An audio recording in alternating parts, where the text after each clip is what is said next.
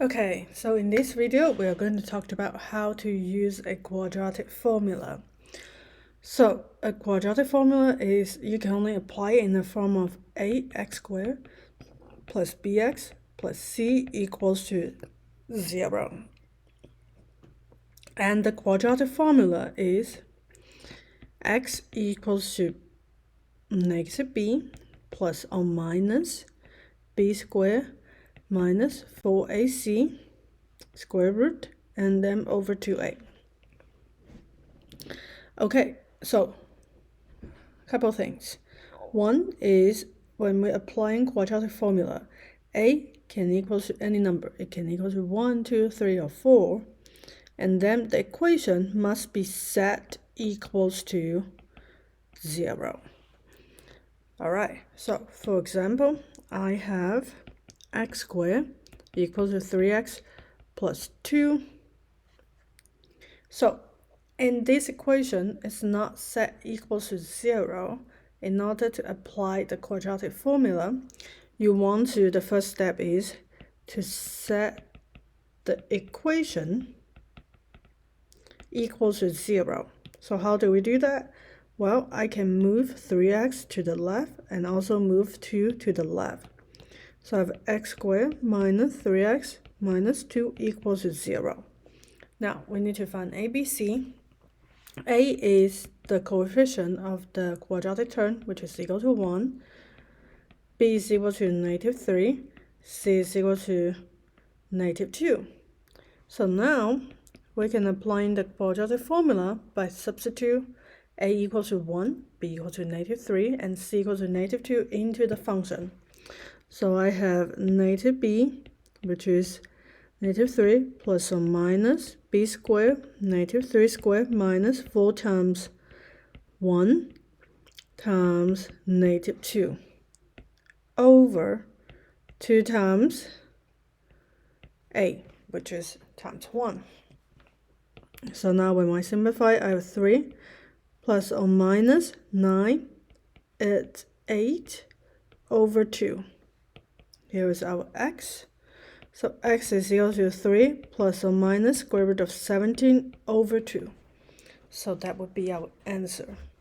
So sometimes you might see some number that they are missing in the term or missing the constant term. That also works because we can use 0 as the coefficient, such as if you're seeing something like 3x squared plus 7 equals to 0.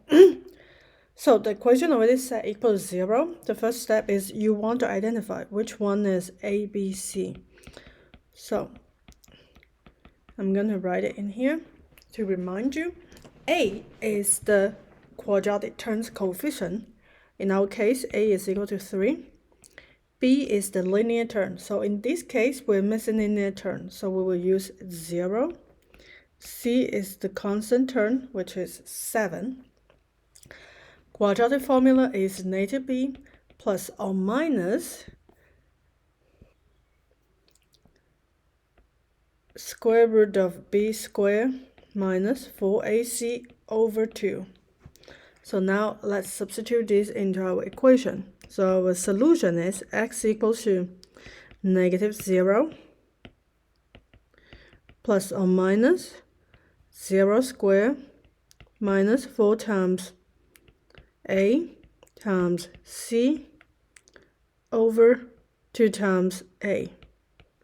Sorry, I'm missing an a here. Now we can simplify it. I got x equals to positive and negative 0 minus 12 times 7 is 84, negative 84 over 6. Now, when you see a negative 84, we need to simplify it and see how can I factor this into a perfect square number. If you don't know, that's fine. One way to do it is you can just factor into prime number and see how many prime number they repeat. So negative 84 I can factor into 2 times 14.2, and 14.2 I can continue to factor into 2 times 21. And then 2 times 21 I can factor into 3 times 7. So these are already prime number. Don't forget the negative sign. So since they repeated 2, so that means when we square root 2 times 2, we will end up to have a 2. So that means our negative 84, I can factor into negative 1 times negative 4 times negative square root, not negative, square root of 21 over 6. So square root of negative 1 is equal to I, square root of 4 is equal to 2. That's what we have, and then we can simplify it by factoring out the 2. So the solution is positive and negative square root of 21 over 3 times I. Sometimes we might see a function look like 3x squared plus 4x plus 8 equals 2x squared plus 6x minus 5. At the beginning, when you see these, you might think, okay, I am encountering with two linear quadratic equation.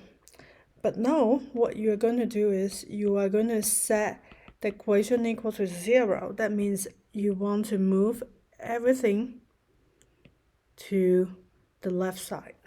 So subtracting 2x squared, I have x squared.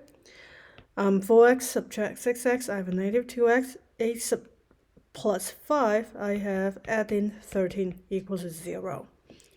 Now, that means the first step is we're setting them equal to 0 by merging the like terms. Now, I got quadratic term equals to 1, linear term is negative 2, constant term is 13. Now I can substitute it. So I have x equals to negative b plus or minus b squared minus 4 times a times c divided by 2 times a. And then we can simplify it to find the answer.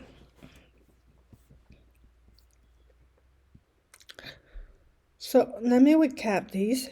In order to apply the quadratic formula, you want to set the equation equals to 0. That is your first step.